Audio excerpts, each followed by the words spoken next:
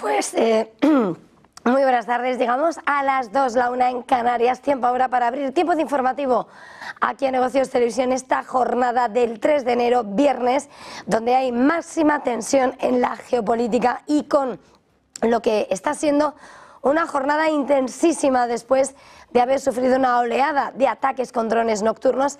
Ahora, esta mañana, Ucrania ha puesto en alerta antiaérea todo el país por los nuevos bombardeos que está lanzando Rusia esta mañana. Ataques que han detonado las sirenas antiaéreas en todo el territorio ucraniano, cubriéndolo a las 14:42 horas y que, según la información expuesta públicamente en el mapa del Ministerio de Transformación Digital, las regiones de Dnipropetrovsk y Kharkov están siendo bombardeadas por las fuerzas rusas en lo que está siendo, sin lugar a dudas, la intensificación de los ataques en las últimas horas, donde sobre todo los ataques con drones habían sido a esta hora fundamentalmente lo que han escrito las crónicas de las últimas horas. Y en este escenario, Ucrania, haciendo balance de lo que ha sido esta terrorífica noche nocturna, con esa oleada, un ataque en oleada con drones que ha sufrido el país, ha señalado que ha derribado 60 de los 93 drones rusos que habían sido lanzados contra su territorio. Las Fuerzas Armadas ucranianas han señalado cómo, desde que comenzó la noche del jueves al viernes, vieron cómo los ataques tenían como objetivo varias regiones, entre ellas Kiev, Donetsk y Chernihiv, con drones de ataque Shahed y drones simuladores lanzados desde Briansk, Milorov y Orel en Rusia. En la respuesta de la defensa antiaérea ucraniana han participado tropas de aviación, de misiles antiaéreos, unidades de guerra electrónica y grupos de fuego móviles. Además de los drones destruidos, según las fuerzas ucranianas, 26 drones rusos no han alcanzado sus objetivos debido a las contramedidas. Las fuerzas aéreas han señalado que algunos de esos drones han alcanzado zonas residenciales y empresas privadas, causado daños en Donetsk, Chernihiv y Kiev. Además, han confirmado la muerte de una persona y de varios heridos en la región de Kiev. Y en esta batalla incansable de drones, las fuerzas rusas han destruido 21 drones de 21 de esos vehículos aéreos no tripulados ucranianos durante la noche, según ha informado el Ministerio de Defensa ruso. De esos 22 drones, 10 fueron derribados sobre la región de Briansk, 4 sobre la región de Oriol, otros 4 sobre la región de Rostov y otros 2 sobre la región de Belgorod y 1 sobre las regiones de Lipetsk y Volgogrado. Además, como señalamos, en ese balance, 4 drones han sido derribados sobre la región rusa de Rostov. Importante en lo que ha sido el balance que ha puesto sobre la mesa y sobre todo dando la dimensión que hasta ahora están adquiriendo la batalla con drones, Rusia ha dicho que ha repelido 85 contraataques ucranianos en una semana en Donetsk, ataques en el marco del avance de sus fuerzas en la región del Donetsk, y durante ese periodo el ejército ruso, dice, se habría hecho con el control de las 2 localidades al sur del bastión de Pokrovsk, el principal objetivo de la presente ofensiva. Se trata de los asentamientos de Novolenivka y Novotroitske, según han precisado los militares. Ambas se encuentran a unos 10 kilómetros de distancia de Pokrovsk, una ciudad de 60.000 habitantes, antes del inicio de la guerra.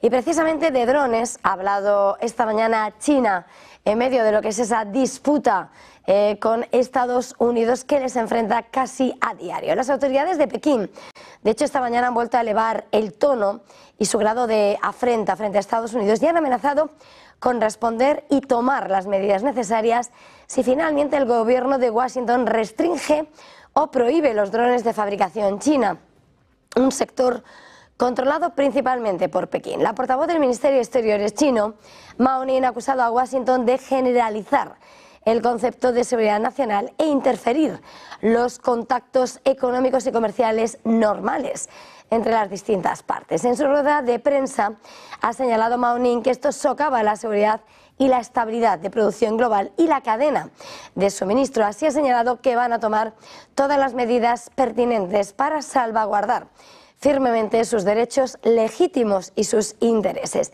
Declaraciones que ha formulado después de que el Departamento de Comercio del país estadounidense afirmase que está considerando una nueva normativa que aborda los riesgos que suponen los drones realizados con tecnología de países enemigos como China y Rusia.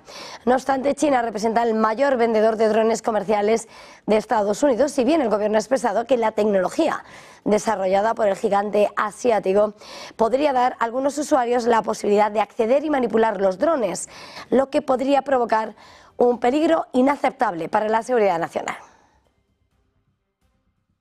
En las últimas horas hemos escuchado hablar el presidente ucraniano Volodymyr Zelensky, que ya está a la espera de la llegada de Donald Trump a la Casa Blanca. El 20 de enero el presidente electo se sienta en el despacho Oval y al frente de la primera economía del mundo.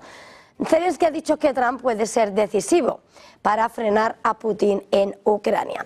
En las declaraciones que ha ofrecido en una entrevista a la televisión ucraniana, ha dicho cómo Trump puede ser decisivo en el resultado de la guerra que dura ya 34 meses con Rusia, y tal vez, dice Zelensky, Trump pueda ayudar a detener al líder del Kremlin, a Vladimir Putin. Dice que precisamente su figura puede ser decisiva y que eso es lo importante para Kiev. Señala que sus cualidades están ahí y ha señalado cómo Trump podría ser capaz de detener a Putin, o, diciéndolo de una manera más justa para ellos, detener a Putin. Dice que Trump sería capaz de hacer eso. Y sin embargo, esta mañana hemos escuchado voces de afrenta contra Zelensky.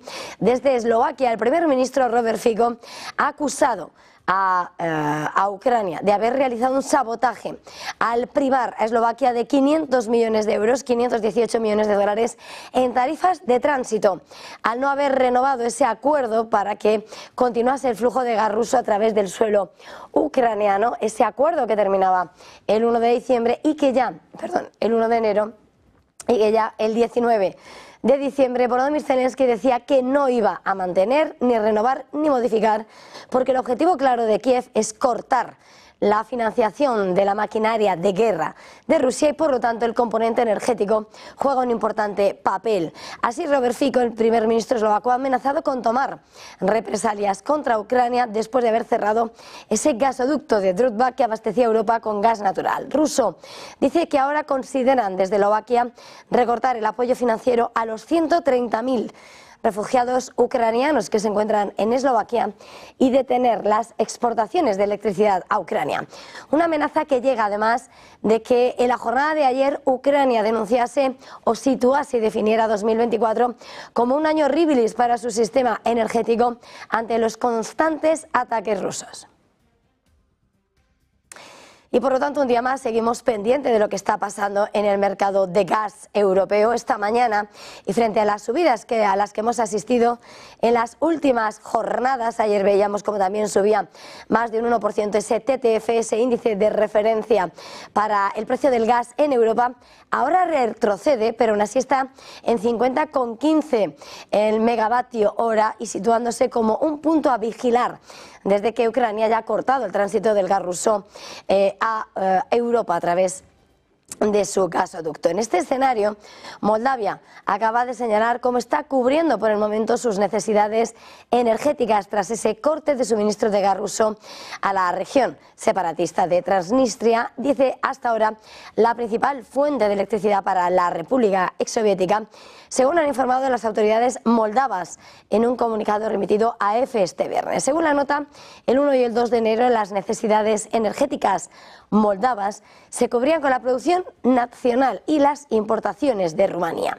Dice que la mitad del consumo energético del país se cubre con fuertes fuentes nacionales, incluidas centrales térmicas y energías renovables, mientras que la otra mitad procedía de importaciones, según ha precisado el comunicado de Vadi Cheban, el jefe estatal de Moldova Gas, en el canal de Telegram, donde ha informado de cómo la antigua República Soviética ha comenzado a importar gas de Bulgaria a través de la ruta transbalcánica.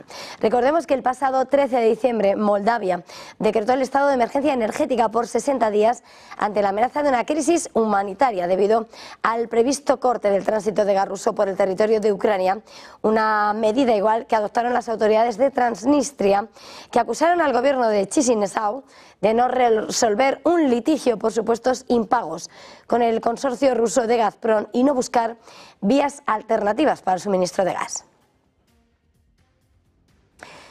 Y en este escenario, sin lugar a dudas, y mientras Europa sigue cortando lazos con Rusia, tras avanzar la guerra en Ucrania, lleva ya 34 meses, vemos como en las últimas horas la diplomacia europea, en concreto la de Francia y Alemania, en boca de los ministros de Exteriores, Annalena Baerbock, y también su homólogo francés, Jean-Noël Barrot, han viajado hasta Damasco, donde han llevado un mensaje claro a las nuevas autoridades, al gobierno interino de Siria, donde además tratan de forjar lazos y reducir la huella y la presencia de Rusia y de Putin.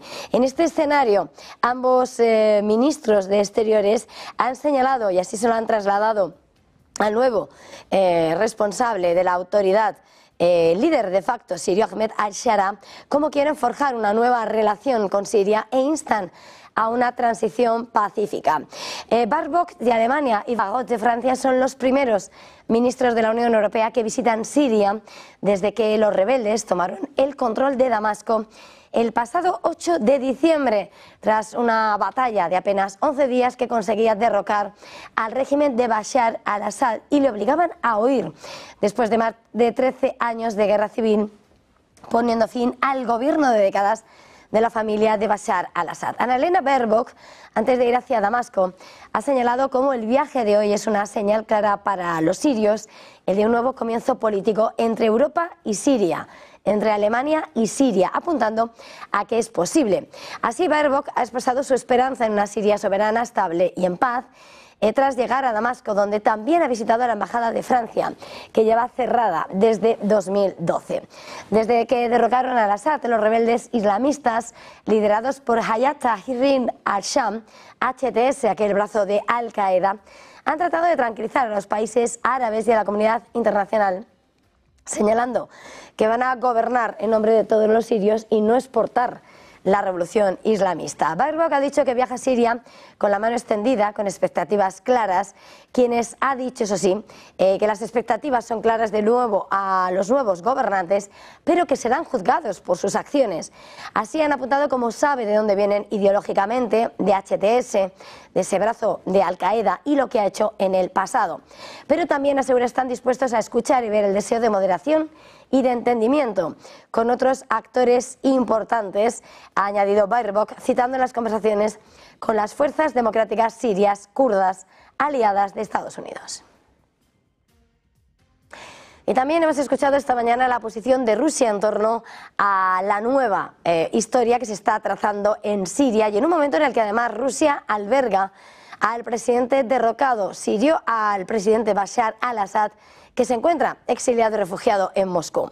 El representante permanente de Rusia ante Naciones Unidas, Vasily Nevencia, ha afirmado este viernes que el nuevo régimen sirio, que asumió el poder en este país tras derrocar al presidente Bashar al-Assad, está manifestando su interés en que las tropas de Moscú estén presentes allí para ayudar a mantener la paz.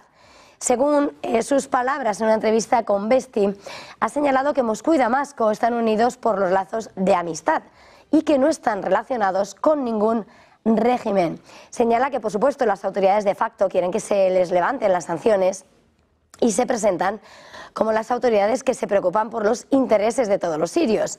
Recordemos que Rusia ha intervenido en la guerra civil siria en 2015 a petición y como aliado de al-Assad, y tras la caída de su régimen en diciembre, Assad se encuentra exiliado en Moscú. La mayoría de las tropas rusas se retiraron desde entonces del territorio sirio, pero algunas siguen presentes en la base naval de Tartus y en la base aérea de Meynim. Con todo esto hacemos una pequeña pausa y enseguida volvemos.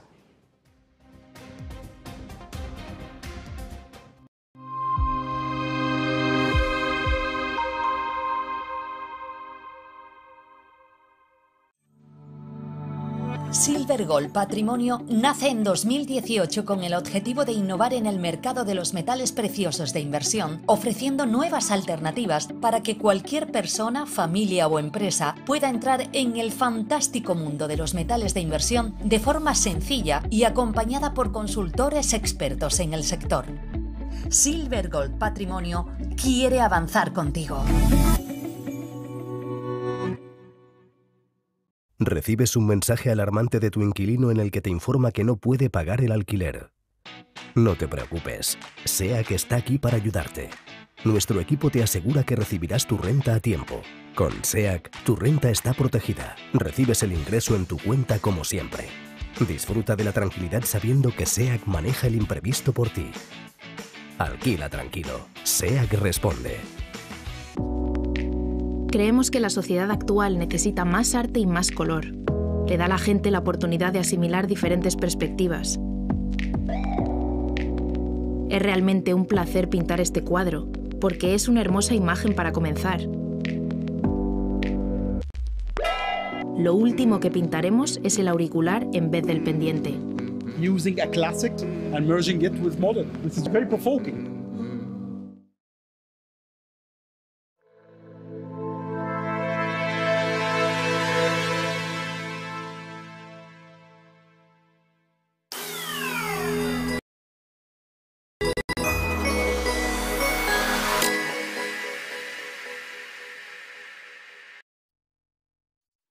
Pues llegamos a las 2:16 de la tarde de esta jornada del 3 de enero, donde seguimos en este tiempo de informativo pendientes de los grandes titulares que escriben la crónica de esta mañana y que de alguna manera se escribe con lo que ya estaba previsto en el calendario. Hoy en París, lo hemos estado viendo aquí en Negocios Televisión, se ha producido la primera reunión de ese primer Consejo de Ministros del año de François Bayrou, bajo la amenaza, eso sí, de la moción de censura en medio y ante la falta de mayoría en el Parlamento, y donde va a tratar de convencer a los partidos para que continúen en la línea de sacar adelante a Francia, y en un momento en el que además François Bayrou ha señalado como su prioridad es conseguir la estabilidad y un gobierno que permita a Francia afrontar sus grandes desafíos, en un momento en el que toda la atención está puesta en un proyecto presupuestario que sacará, que defenderá a partir del día 14,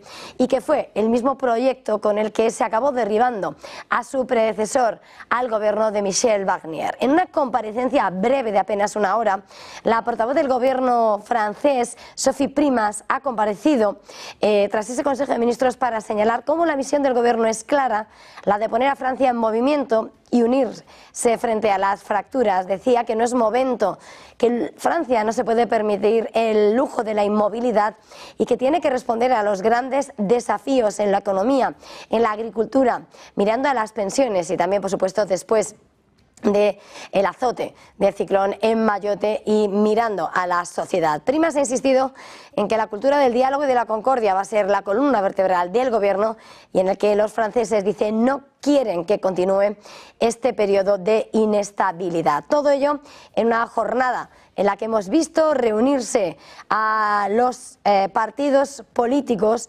a ese difícil gobierno de Michel Barnier, que no tiene en principio mayoría en el Parlamento para aprobar sus proyectos, y sus principales retos a corto plazo son ese discurso de política general en la Asamblea Nacional del próximo 14 de enero, que con casi toda seguridad puede dar lugar a la presentación de una moción de censura, así como se espera la supera la presentación de los presupuestos de 2025. Va a ser, sin lugar a dudas, el calendario que marque la actualidad de Francia, del nuevo gobierno de Bayrou y sobre todo de la expectación de Europa ante la segunda economía de Europa. Y a estas alturas tenemos que seguir pendientes de lo que están siendo a esta hora los grandes asuntos que escriben la crónica de Oriente Medio, y con la última hora que viene en boca del presidente turco Recep Tayyip Erdogan. Acaba de señalar este viernes en un acto en Estambul que Turquía es el único país que ha detenido por completo el comercio con Israel, un nuevo discurso en el que se ha mostrado sumamente crítico por lo que está haciendo en Gaza el ejército israelí y ha señalado que, al igual que se les dio la razón en Siria, la historia confirmará que también la tienen en la crisis de Gaza. Así, Erdogan ha señalado que esperan que el sol de la libertad y la justicia, que salió en Siria en las últimas semanas de 2024, salga también en los cielos de Gaza en 2025. Además, ha señalado al hablar de la economía de Ankara que la economía turca ha crecido ininterrumpidamente en 17 trimestres y aspirando a un mayor crecimiento, una tasa de crecimiento del 4% en 2025, pero con la mirada puesta, sin lugar a dudas, en lo que es uno de los asuntos claves para Erdogan en estos momentos, señalando que Turquía es el único país que ha interrumpido el comercio con Israel. Hoy, por cierto, el Consejo de Seguridad de Naciones Unidas se reúne para hablar de Oriente Medio y la cuestión palestina va a estar en el punto del día.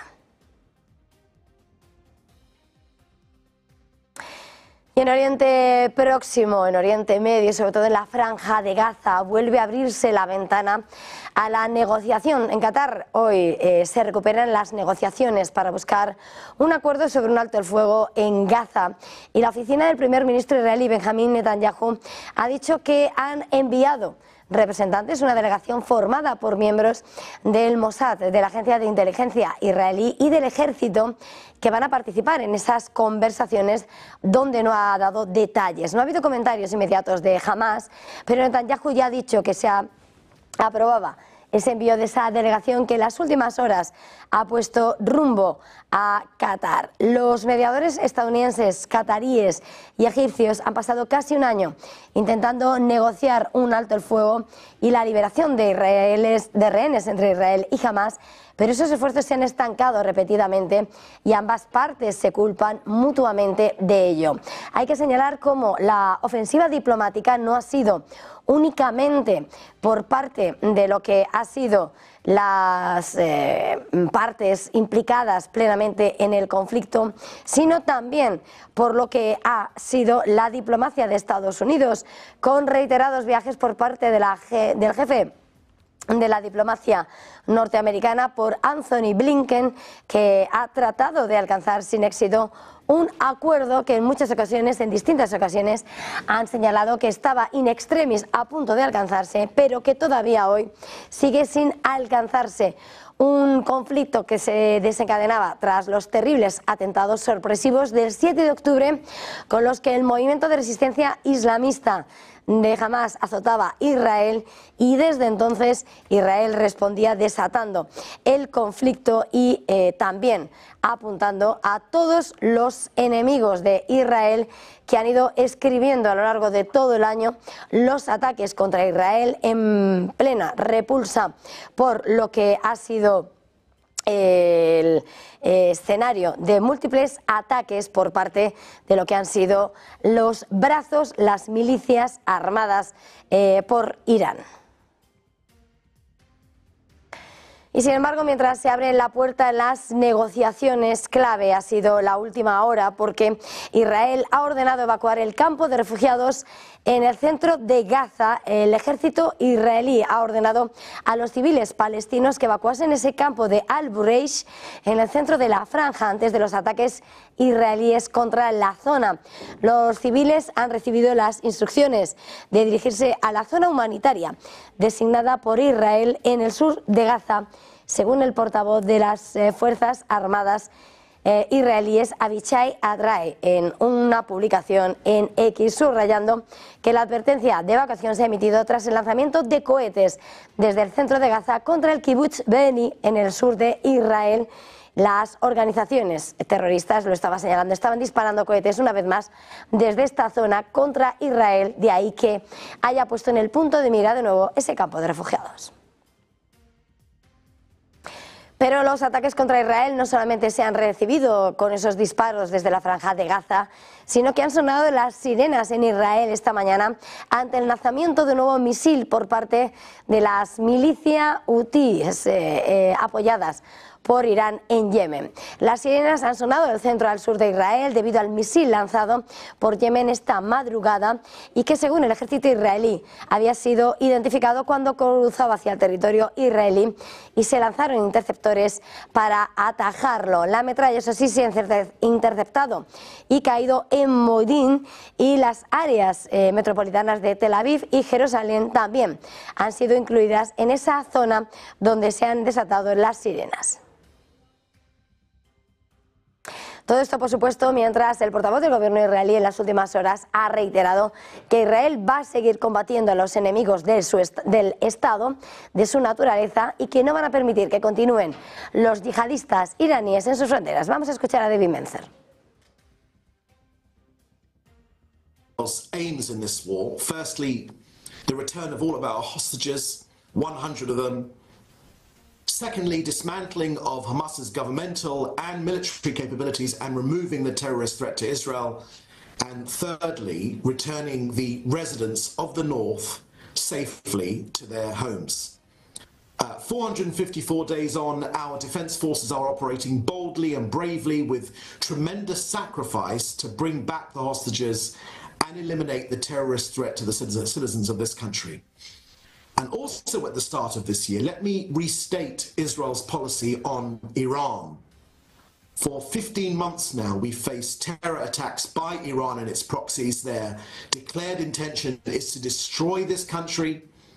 The stranglehold which Iran has attempted to form around us, that is of Hezbollah in Lebanon, of Hamas in Gaza, of the Houthis in Yemen, from Iran's control of Syria, and other terrorist elements, just to restate our aim, we will not tolerate it. We will act with force against all terrorist threats to our citizens. After the 7th of October 2023, we will not have... Oriente Próximo, Israel, sin lugar a dudas, en el punto de mira también en esa ofensiva diplomática que ha liderado Estados Unidos. Y, por cierto, el jefe de la diplomacia estadounidense, Anthony Blinken, va a viajar también pendiente de su aliado en Asia, en Corea del Sur, el próximo 6 de enero. Va a reunirse con su homólogo surcoreano en medio de la crisis política que acecha al país desde que a principios del mes de diciembre el presidente derrocado vía impeachment, el presidente John, impusiera la ley marcial.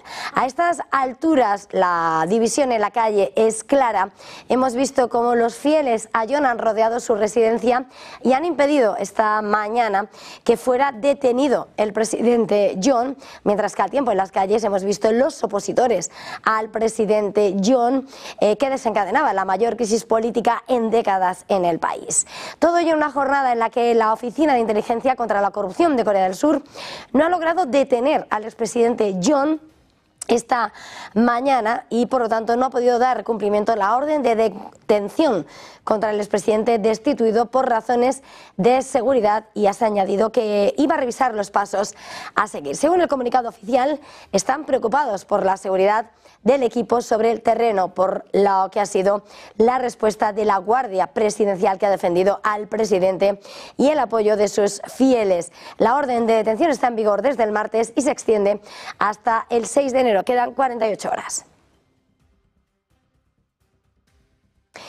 Y, por supuesto, seguimos muy pendientes en Estados Unidos de lo que ha sido el terror que ha azotado al país después de haber visto precisamente cómo en el inicio del año nuevo un hombre atropellaba, un atropello masivo en Nueva Orleans, en lo que luego se entendió que era un atentado terrorista de un hombre de Texas que apoyaba al Estado Islámico y, qué importante, actuó solo. Era un lobo solitario el que atacó en Nueva Orleans, y ahora los investigadores analizan cómo se gestó su cambio y cómo prometió apoyo al Estado Islámico. Se trataba de un veterano del ejército estadounidense que con su atropello acabó con la vida de 14 personas al embestir contra la multitud que celebraba el Año Nuevo y había jurado lealtad, como decimos, al Estado Islámico. Shamsuddin Jabbar, nativo de Texas, de 42 años, sirvió en el ejército en Afganistán y murió en ese tiroteo con la policía después del ataque que también acabó hiriendo a decenas de personas y que finalmente era calificado como un atentado terrorista. Los investigadores analizan cómo ha sido ese camino hacia la radicalización de Jabbar y aún no están seguros de cómo se transformó.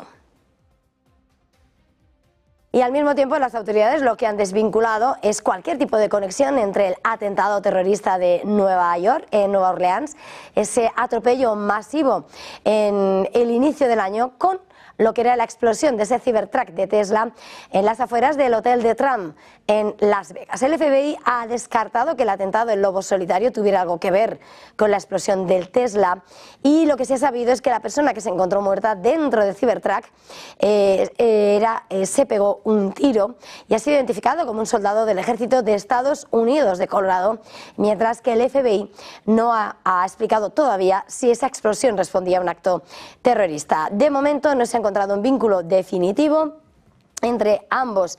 Se ha descartado cualquier vínculo y ahora lo que se analiza es todo lo que ha sucedido en torno al conductor de ese vehículo que acabó matando a 14 personas en la explosión del Cybertruck en Las Vegas y dejó a 7 personas heridas. Y con todo esto hacemos una pequeña pausa para publicidad y enseguida volvemos.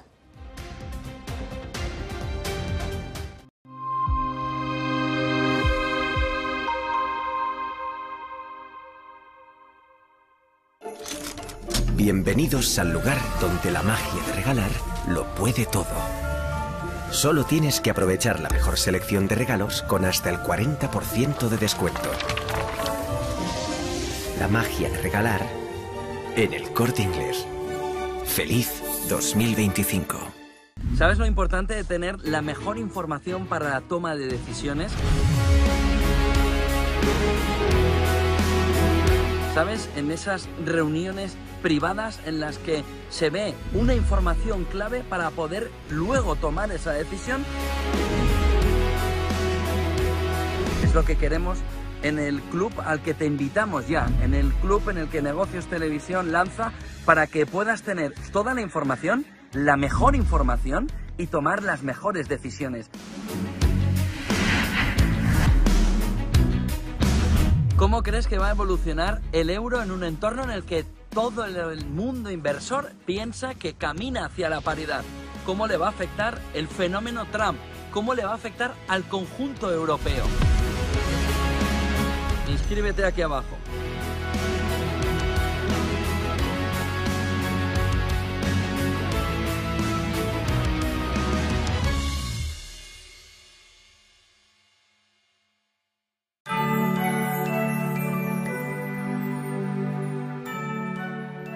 A todos los espectadores de Negocios Televisión os deseo felices fiestas y un muy próspero 2025. Un abrazo. Desde Alliance Vesting queremos desearos una feliz Navidad y un próspero 2025 en Negocios Televisión. Un fuerte abrazo desde Beca y desearos felices fiestas, feliz Navidad. Gracias a Negocios Televisión por este 2024. Amigos de Negocios TV, ha sido un placer compartir ideas con vosotros durante este año 2024. Desearos unas felices fiestas, una feliz Navidad y todo lo mejor para el próximo año 2025.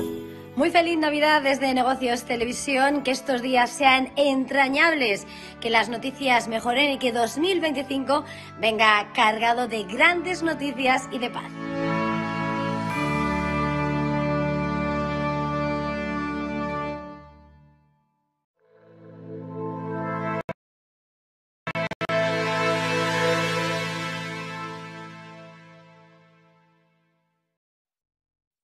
Pues son las 2:34 de esta jornada del 3 de enero y a esta hora, sin lugar a dudas, tenemos que hacernos eco de una noticia que estábamos esperando y que acaba de confirmar el propio Joe Biden, esa noticia que le venimos contando, que adelantaban los medios y que se confirma. Joe Biden finalmente da la razón a esos medios y bloquea la adquisición de US Steel por parte de la compañía nipona por Nippon Steel.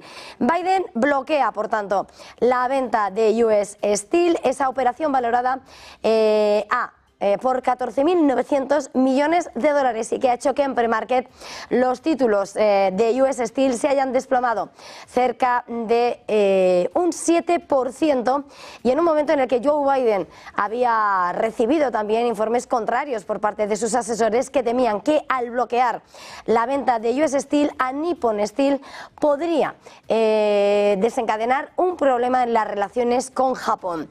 Joe Biden definitivamente ha bloqueado la adquisición de US Steel Corporation por parte de Nippon Steel, confirmando los informes en lo que acaba de señalar. Dice en un comunicado que, tal y como determinó un comité de expertos en seguridad nacional y comercio de todo el poder el ejecutivo, dice que esta adquisición pondría a uno de los mayores productores de acero de Estados Unidos bajo control extranjero y crearía riesgos para la seguridad nacional y sus cadenas de suministro críticas. Así, en ese comunicado, Biden ha insistido en que US Steel seguirá siendo una empresa de orgullo estadounidense que desempeña un papel clave en uno de los sectores más importantes para la seguridad de Estados Unidos. Ahora, lo que aduce de nuevo, y esta vez no es frente a China, es frente a Japón, razones de seguridad nacional, las razones que llevan a Joe Biden a bloquear esa operación con la que ya había negociado el mercado en medio de las dudas, y viendo a esta hora cómo se bloquea la venta y no se va a vender US Steel, va a seguir siendo estadounidense. Y un asunto más al que tenemos que hacernos eco a esta hora, y sobre todo mirando a lo que está siendo ese intento de Europa de acercarse a las nuevas autoridades sirias para tratar de borrar la huella de Rusia, y señalando, ya lo decía von der Leyen, cómo se trata estratégicamente de un país donde sería interesante que Europa buscase el acercamiento siempre y cuando avancen hacia la democracia. Hoy visita a los ministros de Exteriores alemán y francés, y a esta hora el ministro galo de Exteriores, Jean-Noël Barrot, ha afirmado que la esperanza de estabilidad en Siria es frágil. Lo ha dicho en un momento en el que el país se enfrenta a ese cambio después de la victoria de los rebeldes, las distintas facciones rebeldes que se unían para derrocar al presidente Bashar al-Assad, del régimen de Damasco, de su familia, que ha estado durante décadas y que acababa con Bashar al-Assad huido en Moscú. Ahora lo que ha dicho Barrot es precisamente durante esta visita a Siria que hay esperanza de una Siria soberana, estable y pacífica, pero advierte que esta esperanza es frágil al tiempo que ha ofrecido el apoyo de Francia para reconstruir el Estado. Barrot ha visitado también la embajada francesa en Damasco, que lleva cerrada desde los primeros días de la guerra civil siria que comenzó en 2012, y dice que en las próximas semanas, en función de cómo evolucionen las condiciones de seguridad, prepararán gradualmente la reapertura, la presencia, el restablecimiento de la presencia gala en Damasco.